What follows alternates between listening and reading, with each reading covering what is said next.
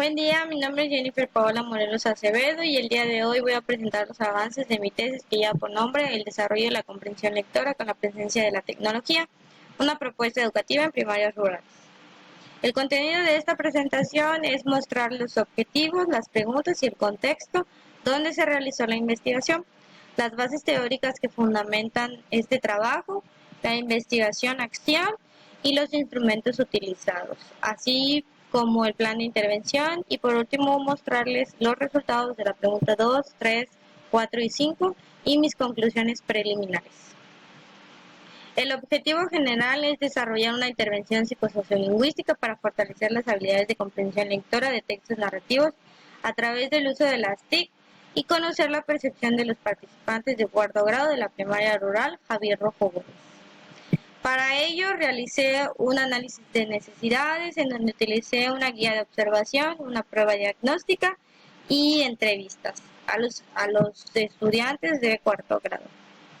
Para formular las preguntas de investigación, que son las siguientes. ¿Qué tipos de habilidades inferenciales realizan los estudiantes en el contexto de la intervención psicosociolingüística? ¿Cómo se desarrollan los procesos referenciales conceptuales de la distinción entre géneros narrativos en el contexto de la intervención? ¿Qué percepciones tienen los estudiantes y el maestro de cuarto grado de la primaria rural, Javier Rojo Gómez, sobre la intervención psicosociolingüística para el desarrollo de su comprensión lectora? Para ello me basé en la teoría de la comunicabilidad. Hay que recalcar que no me voy a detener mucho explicando esta teoría, ya que en demasiadas ocasiones hemos hablado acerca de ella. Solo voy a explicar el circuito de la comunicabilidad, que es lo más importante de la teoría. Este circuito, el doctor, menciona que toda persona que haya dicho que ha comprendido un texto debe de desarrollar cinco subtextos y hacer un circuito para llegar a estos 5. En el texto 1 tenemos que es cuando las personas leen por primera vez la información, ya sea digital o escrita. Y en el texto 2 es todo el acomodo de comprensión o información que ellos han entendido a partir de la primera lectura. Para así proceder al texto 3, que es una internalización con él mismo, donde se pregunta si el propósito del autor es lo que él realmente comprendió. Una vez que está segura de esto, pasamos al texto 4, donde podemos realmente ver este esquema mental que construyó en el texto 2, que se cuestionó en el texto 3 y que finalmente lo afirma o lo argumenta en el texto 4. Hay dos maneras de argumentar lo comprendido o de demostrar lo comprendido. La primera es de manera oral o verbal, con otros explicando lo que has entendido, y la segunda es que la audiencia o las personas con las que compartes te expresen lo que ellos han comprendido, ya sea para corregirte, añadirte o recordarte, o en este caso reafirmar tu información. Una vez que se hace este intercambio de información con la audiencia o con otra persona, se pasa al texto 5, que son todas aquellas modificaciones, agregaciones o correcciones al texto 1, y este texto puede volver a iniciar, ya sea dando una segunda lectura para volver a formular el esquema, o una vez que ya se haya agregado información o que se haya quitado información, volver al texto 4, que sería transmitir o mostrar realmente si has comprendido algo. También utilicé la teoría de Jean Piaget con su desarrollo cognitivo. El autor menciona que todos los humanos pasamos por ciertas etapas en el mismo orden y nuestro pensamiento cada vez es más complejo conforme vamos avanzando de edad. Él tiene 4 estándares y nosotros nos concentramos en el de las operaciones concretas, que es de 7 a 12 años. El autor menciona que en esta edad los niños pueden hacer operaciones mentales simples y un poco complejas. Por ejemplo, el de la reversibilidad, que habla acerca de qué es lo que pasa cuando a un objeto se le agrega o se le quita algo.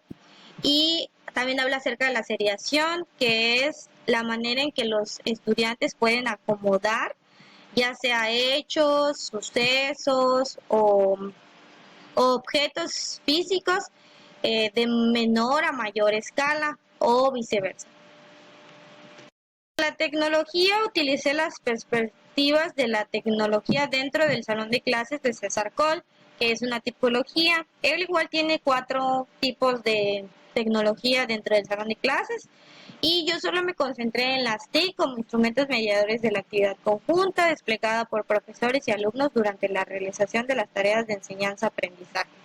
Es decir, la investigadora tuvo que utilizar la tecnología para diseñar la guía didáctica y los estudiantes interactuaron por este mismo medio, ya sea de manera digital o en un entorno de digitalización, ya que las actividades iban con ese propósito. Antes de realizar la guía didáctica, hice una investigación de la literatura en el cual encontré investigaciones acerca de la comprensión lectora, tanto cuantitativas como cualitativas. Lo que se puede decir o la discusión que se llega a través de la literatura es que existen más investigaciones cuantitativas en este tipo de problemática. Los grados que mayormente se estudian son tercero, quinto y sexto, y estas investigaciones han estado principalmente en Perú. De las investigaciones cualitativas tenemos que no existe o no se menciona explícitamente un tipo de pilotaje a los instrumentos. También la teoría no está explicada de manera general y si no está explicada se apoyan de un modelo o tipología. Y los instrumentos que mayormente se utilizan son las entrevistas, el blog, el cuestionario y las notas de campo. Procesos que realicé para llegar al procedimiento analítico fueron los siguientes. Realicé una investigación-acción que según Hirsch and Tai es una investigación donde el docente o investigador reflexiona acerca de su práctica educativa, tanto que la calidad del aprendizaje repercute, así como el de la enseñanza. Después hice una relación de los instrumentos que elaboré, piloteé y ejecuté en la intervención para ver cuál era el que iba a contestar y qué pregunta. Estos instrumentos fueron entrevistas al inicio y al final de la investigación, videograbé las sesiones, igual hice diarios de campo, tanto míos como del maestro, y utilicé las hojas de desempeño de mis estudiantes. Una vez que recolecté los documentos, hice las transcripciones pertinentes a las entrevistas y hice modificaciones o mejoras, ya sea a los videos y a las fotos y a las hojas de desempeño de mis estudiantes. El verano pasado conocimos Atlas TIC, que es un software de investigación cualitativa en el cual analizamos algunos de nuestros datos. De esta manera utilicé Excel y una vez que ya estuve familiarizada con los programas, di una primera lectura de todos los datos y fui anotando las cosas que me parecían relevantes y las cosas que acertaban a mis preguntas de investigación. Después de eso hice una lista de códigos preliminares y para después hacer una segunda lectura de los datos. La lectura de los datos me ayudó a hacer el reajuste de códigos, ya sea creando nuevos o quitando los que me parecían obsoletos, y creé las familias de los códigos y por último comparé dichas familias para poder crear el mapa que se les va a presentar en los resultados. De la intervención fue de un mes con una sesión con 3 sesiones de 1 hora a la semana. Inicié el 11 de marzo y terminé el 12 de abril. Les voy a presentar las preguntas de investigación con los resultados que previamente ya he analizado. Para la pregunta 2, ¿qué tipos de habilidades inferenciales realizan los estudiantes en el contexto de la intervención psicosociolingüística? Los códigos que encontré para la pregunta 2 son las inferencias elaborativas, donde se desarrollaron más, que es en la sesión 2, sesión 7, sesión 10. las inferencias de tipo puente, que son sesión 1 y sesión 4. Y también el análisis resaltó la seriación que se hizo presente en la sesión 5 y en la sesión 10. La pirámide de aprendizaje que yo les voy a mostrar son las inferencias elaborativas. En un momento explicaré el por qué. En la sesión número 2, los estudiantes realizaron un ejercicio donde tenían que ubicar las partes del cuento, por ejemplo, la introducción, el desarrollo y el desenlace.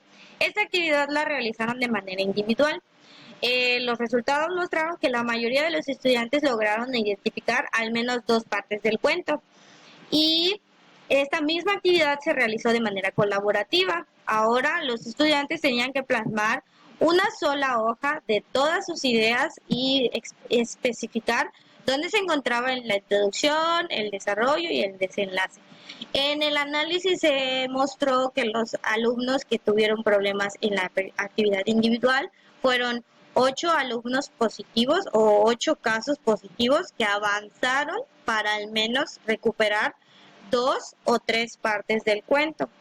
Además, esto sirvió para que los estudiantes, además de que sintetizaran, miraran, resumieran, también concretizaran la idea o la respuesta que iban a plasmar a la sección que correspondía.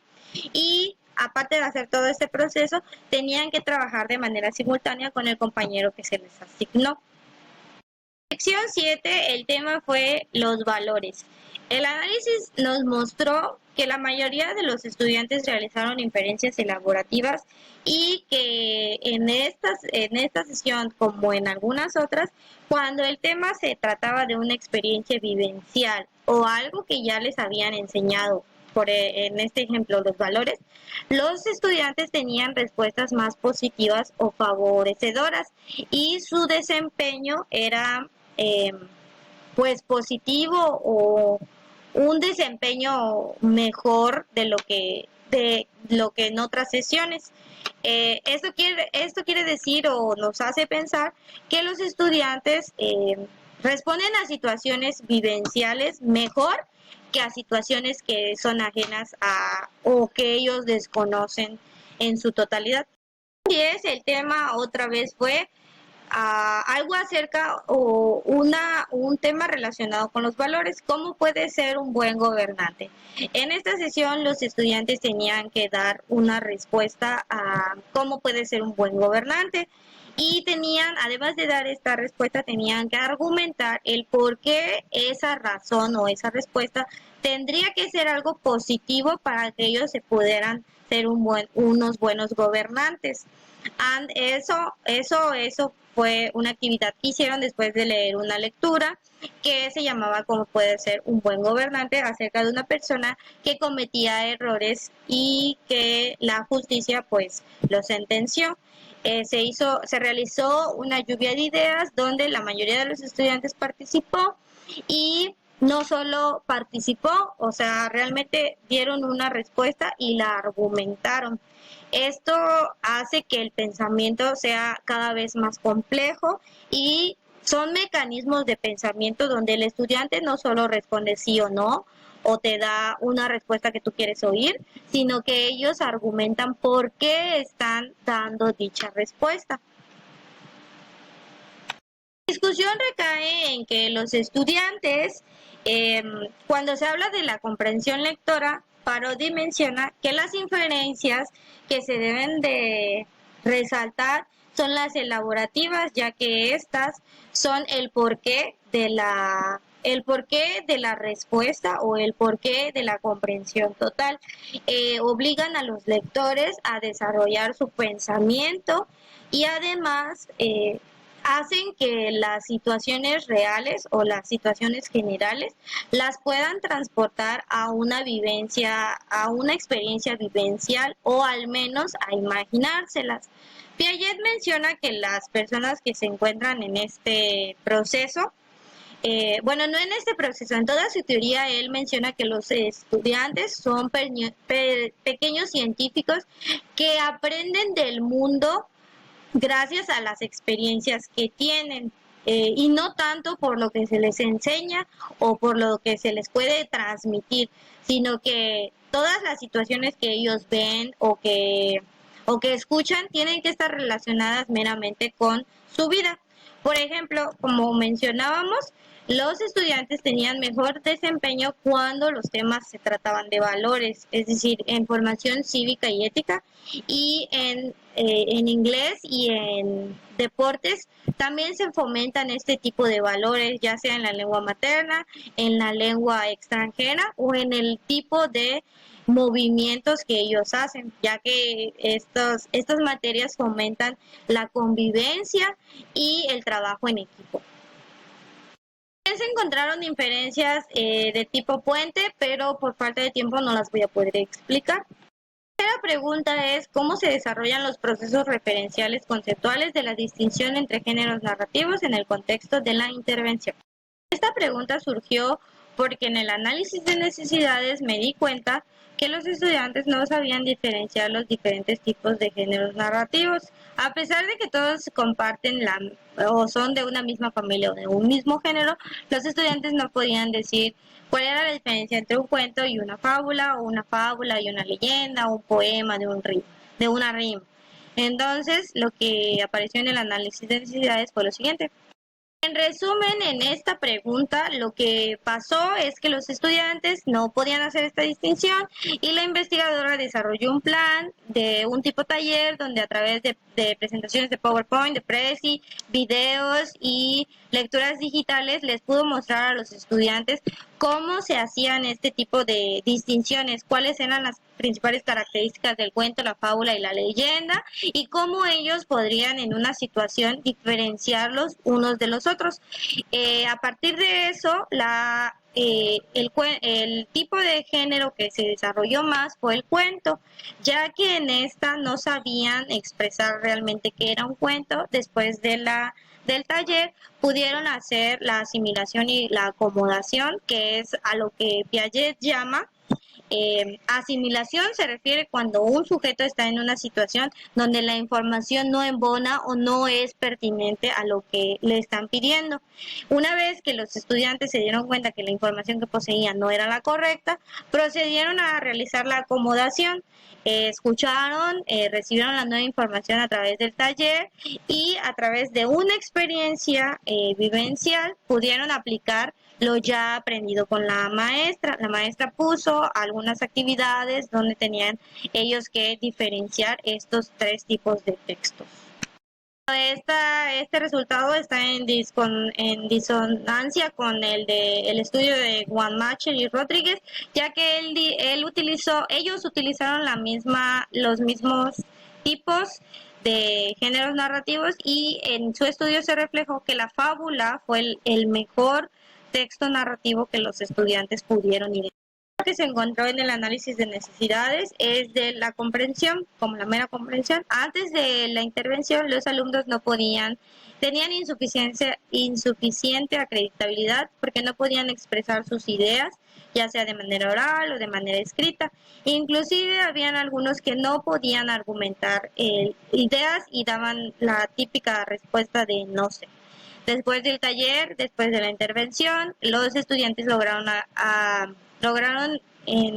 entrar al principio de la acreditabilidad, de manera en que el texto 1 les ayudó cuando se leía de manera colaborativa y la interactividad está expuesta desde el texto 2 hasta el texto 5. Entonces, en esos textos, los estudiantes podían argumentar y podían opinar sus ideas. Las últimas dos preguntas, que son similares, el único detalle es que cambia el sujeto, y es qué percepciones tienen los estudiantes y el maestro de cuarto grado de la primaria Javier Rojo Gómez sobre la intervención psicosociolingüística en el desarrollo de su comprensión lectora. Los códigos que encontramos fueron dos familias, que son reconocimiento y juicio de valor. Para el reconocimiento tenemos 3, interactivo, interesante y llamativo. Y para los juicios de valor tenemos que encontramos juicios de valores positivos y juicios de valores negativos. El juicio de valor positivo hacia la intervención fue más que nada hacia la idoneidad y estimación de las actividades. La mayoría de los estudiantes dijo que las actividades estaban bonitas y que iban a aprender mucho. Aparte, dijeron que les ayudaron para saber más sobre la fábula, el cuento y la leyenda. 5 participantes evidenciaron que las actividades de la intervención les parecieron bonitas, buenas y divertidas. La literatura dice que los alumnos arrojan evidencia de que los estados que reciben primordialidad son los sentimientos, los deseos y las emociones en ellos mismos. Aparte del maestro, tuvimos un reconocimiento interesante y llamativo en el cual él menciona que la intervención fue pertinente de acuerdo a las actividades que la investigadora desarrolló y que él opina que la tecnología fue útil, conveniente y acertada al grado ya que los temas son temas comprensibles y no complicados. En el reconocimiento llamativo, él menciona que si John, en tu caso, la maestra Jennifer, no existe para la guía del uso de la tecnología dentro del salón de clases, el propósito no se cumple o no se llega. La literatura concuerda con lo que el maestro menciona, ya que Guzmán y Llorens mencionan que el acompañamiento en el uso de las TIC debe ser fundamental, ya que sin él o sin una guía no se sabe realmente para qué se utiliza la tecnología. Conclusiones preliminares que se tienen hasta este momento es que esta investigación muestra una posibilidad o una alternativa de enseñar la comprensión lectora desde otro punto de vista. No simplemente es leer por leer o dejarle la lectoescritura a temprana edad a los alumnos, sino se trata más de debatir, compartir, interactuar junto con la lectura y junto con el maestro. Y si no se tiene este acompañamiento del maestro, también puede ser junto con los compañeros. También se abre una posibilidad de una propuesta con una metodología sustentada y comprobada en un contexto rural, ya que como mencionábamos al principio, existe más información en la zona urbana por las diferentes carencias que no tiene o que tiene las rurales a comparación. También, por último, se trabaja con una persona completamente diferente que ha estudiado de cerca y que se apoyó de estas teorías como Vygotsky y Piaget, y estos principales dos autores son los que los maestros o los docentes que están a cargo de la primaria han estudiado a lo largo de su formación. Bueno, eso sería todo por hoy. Disculpen si no pude explicar todo lo que tenía planeado, pero ya el tiempo se me pasó. Muchas gracias por su atención.